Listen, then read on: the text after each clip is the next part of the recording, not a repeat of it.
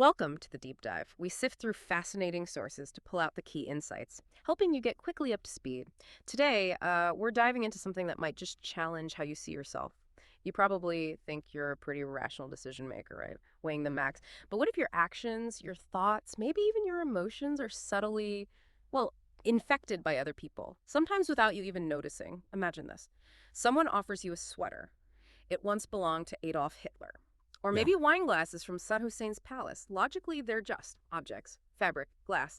But that association, that connection, it can trigger this really visceral emotional reaction, usually aversion. Or how about this? Studies are showing that unethical behavior, believe it or not, is actually more contagious than ethical behavior. So today we're plunging deep into this fascinating, often hidden world of contagion, how behaviors, emotions, biases, how they spread person to person, often flying completely under our conscious radar. We've gathered some incredible research for this deep dive stuff on brain activity, workplace dynamics, social media, even some historical takes to really uncover the mechanisms behind these invisible ripples of influence.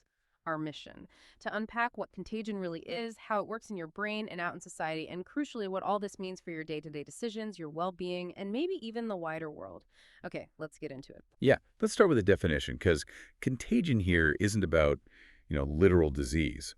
Fundamentally, it's the spontaneous spread of psychological states, behaviors, emotions through a group or a network. And it's different from, say, direct social influence or conformity where there's obvious pressure.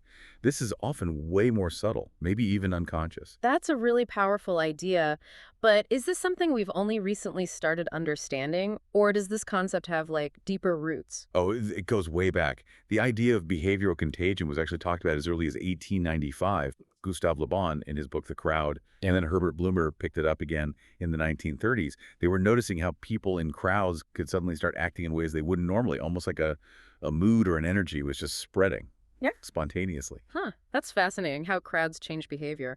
But you mentioned psychological state spreading too. Does this go beyond just actions? Does it get into how we feel? Absolutely. Emotional contagion is a huge part of this. It's that spontaneous spread of emotions Yeah. and the behaviors that go with them. Yeah. And what's really surprising, maybe, is it's not just us humans. They've seen emotional contagion in other primates, dogs, even chickens. Chickens! Yeah. It often works implicitly. We sort of automatically mimic facial expressions, tone of voice, Yeah. posture, Mm. other people's behaviors. And that leads us to literally catch their emotions. Now, conscious thought can play a role too, but a lot of it is happening beneath the surface. It creates this ripple effect. It can spread from one person to another or even sweep through big social gatherings, like an emotional epidemic almost. It sounds almost primal, like a basic survival thing, maybe?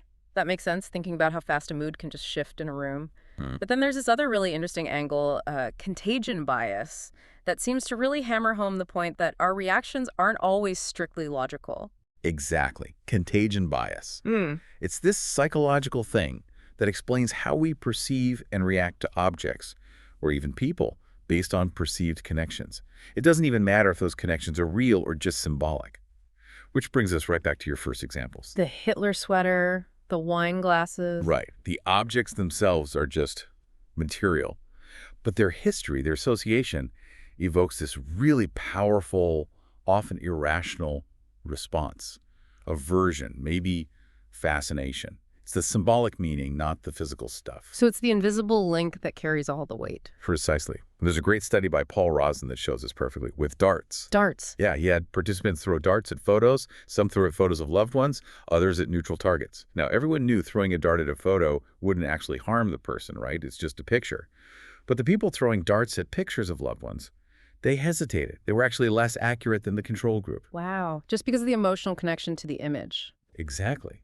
It shows how these emotional connections, these symbolic links, can powerfully override our rational thinking. We're not purely logical machines. These intangible forces really shape our decisions and feelings. Okay, and this is where the science gets really cool, right? Because now we can actually look at how this happens inside the brain, in our interactions. hmm Take the mirror neuron system. Mm-hmm. That plays a big part in emotional contagion. It sort of subconsciously helps us mimic other people's emotional cues. Your brain activity starts to mirror the pattern that underlies what the other person seems to be feeling. Like your brain is prepping to feel what they feel. In a way, Yeah. and it goes beyond just basic emotions. This neural stuff extends to more complex things like deciding how much risk to take. There's a PNAS study. It showed that just observing other people making risky decisions can systematically change your own willingness to take risks. Just watching changes my risk appetite. That's I, kind of huge. it is. And the study dug into how this happens in the brain. It involves changes in the areas that process risk, specifically the caudate nucleus. Yeah. And then there's the part of your brain involved in like executive functions, decision-making, the dorsolateral prefrontal cortex, or DLPFC. That's involved in updating your beliefs about what others prefer. Yeah. And here's the kicker. The functional coupling, the connection between that DLPFC and the caudate nucleus. How strong that connection is correlates with how susceptible you are to catching someone else's risk preference. So it's almost like a direct neural wire for influence. It kind of looks that way. Yeah. And here's something really surprising from that study. What's that? This effect. It happened even when the choices people observed were made by computer algorithms, not just real humans. Seriously. So it wasn't about connecting with another person. Apparently not entirely. It suggests it's about the decision itself, the risk embedded in the choice, regardless of who or what made it. Your brain processes that risk information either way. That's a fascinating insight into the mechanics. Okay, so we've seen emotional contagion, risk contagion. But you mentioned something earlier that sounded pretty unsettling. The idea that unethical behavior spreads more easily. Yes, that was a really striking finding from a study by Chen and colleagues. They found quite clearly that unethical behavior is actually more contagious than ethical behavior. More contagious? How on earth did they test that? Well, they set up this experiment. University students were put in roles, basically. Some were takers who could choose to steal resources from laborers who'd done some tedious tasks. The takers made their decisions one after another, and crucially, they could see what the person before them chose to do, steal or not steal. Okay, so they had social information. Right, public information about what others did, but they also got a private signal, like a tip-off, about the probability of getting caught and punished. This signal was, say, 70% accurate. So they had both social cues and private info. What happened? This is where it gets interesting. People showed what the researchers called an underconfidence bias, specifically when it came to the unethical choice.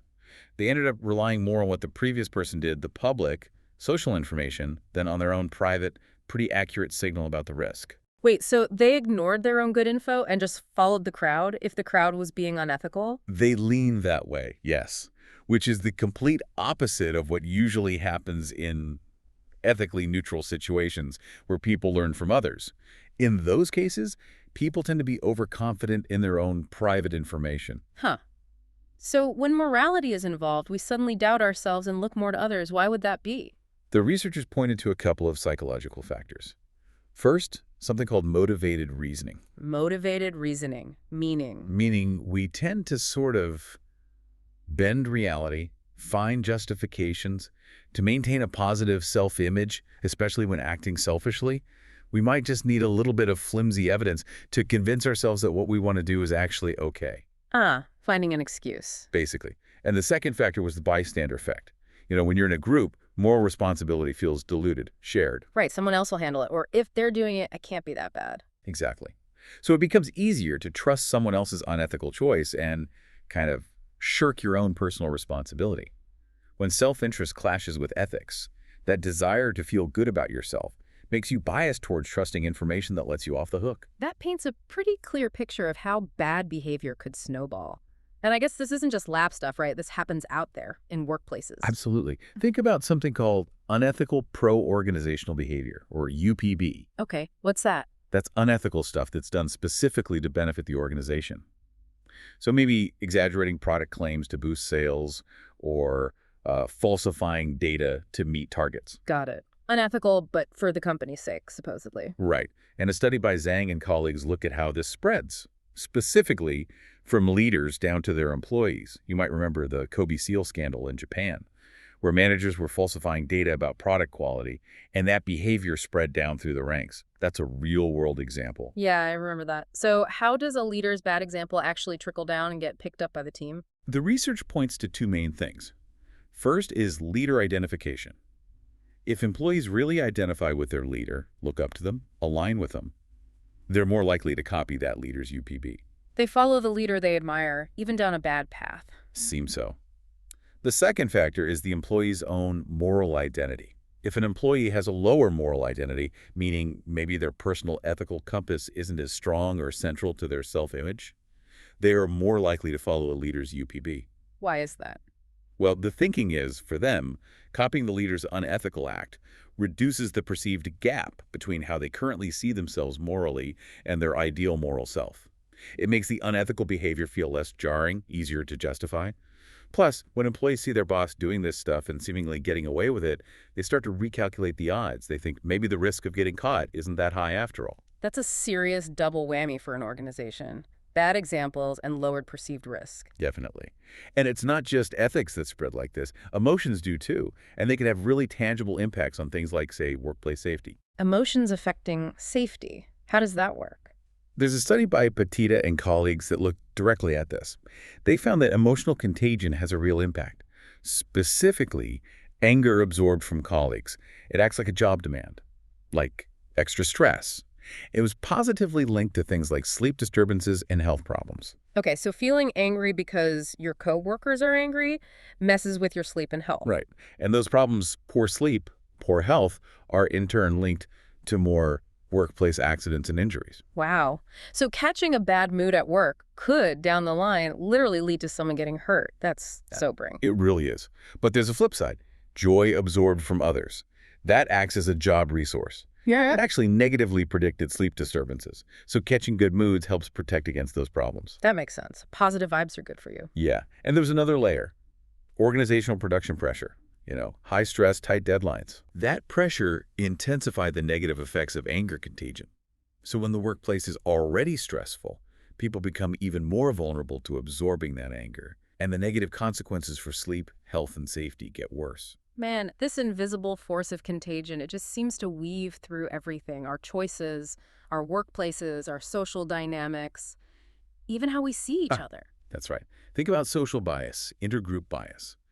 Weiswick and Parker studied how this spreads. We have anti-discrimination laws, sure, and they've reduced the really blatant forms of prejudice. But the subtle stuff, it persists. You see it in disparities in income, housing, health outcomes. And contagion plays a role there too, through subtle cues. Exactly. Even if someone isn't consciously prejudiced or wouldn't say prejudiced things out loud, their nonverbal behavior, maybe fleeting facial expressions, body language, tone of voice, can still transmit bias. How does that transmission happen? It seems to work in a few ways. One is just implicit learning. We're constantly unconsciously tracking how people behave around members of different social groups. We just pick up on patterns, form expectations without even realizing it. Just soaking it in. Pretty much. Another way is informational influence.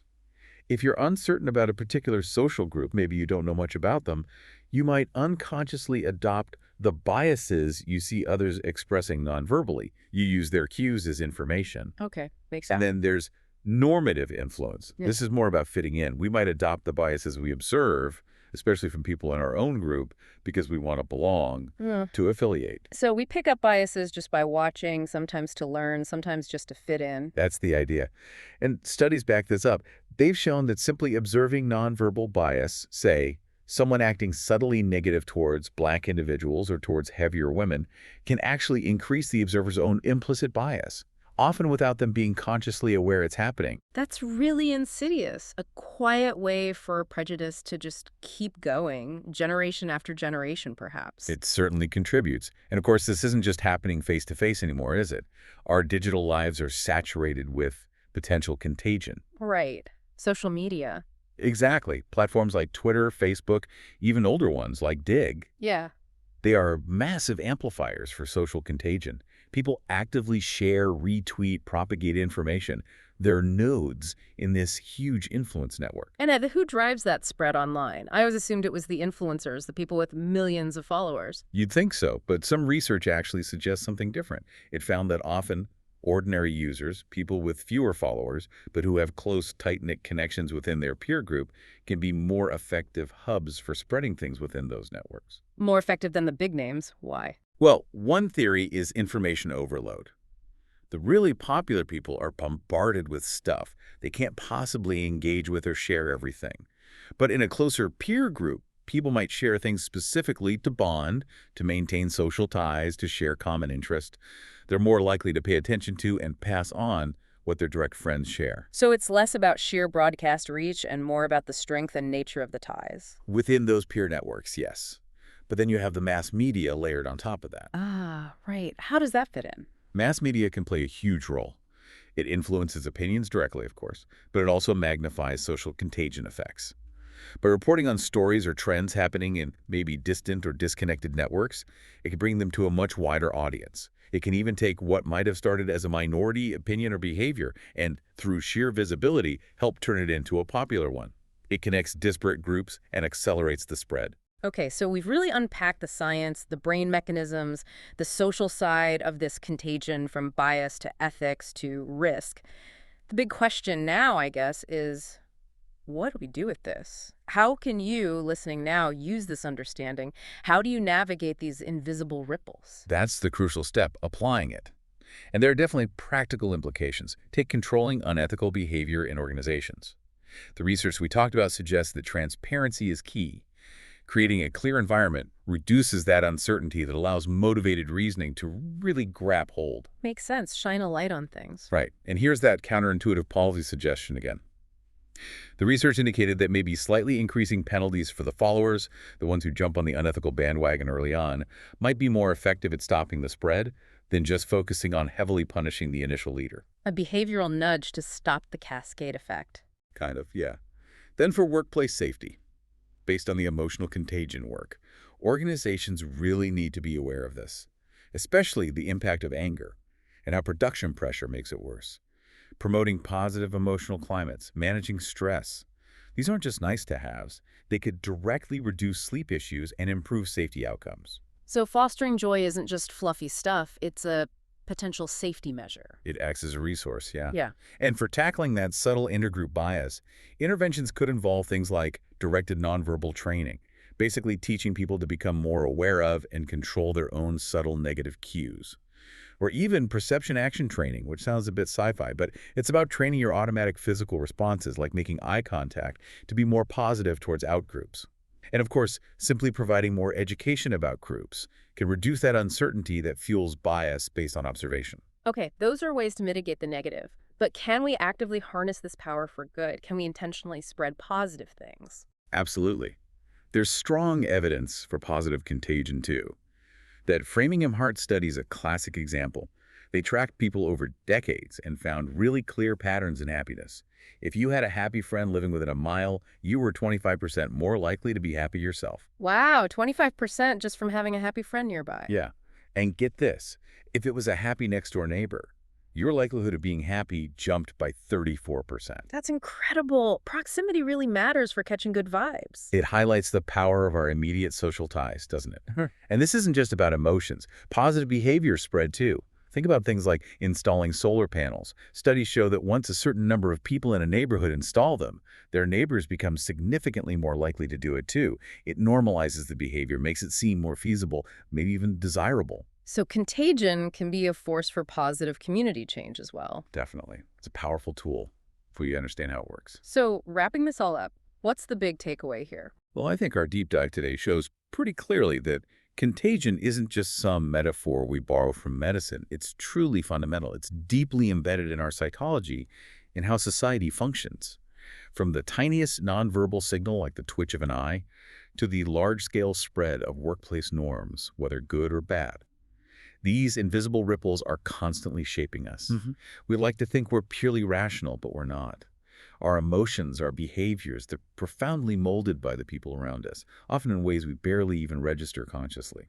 And just understanding that, recognizing that hidden influence feels incredibly empowering, doesn't it? It means realizing that your own choices, how much risk you take, your ethical decisions, even just your mood, your biases, they can all be subtly nudged by others.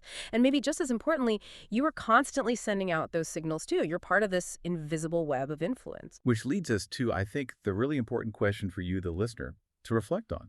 Now that you understand this a bit better, how can you consciously use this knowledge? How can you try to cultivate environments in your own life, your work, your community that intentionally spread positive emotions, ethical actions, open-mindedness? And at the same time, how can you build up your own resilience against those unseen currents of negative or unethical contagion? Think about how you can become a more conscious agent in shaping the invisible ripples you both create and absorb every single day.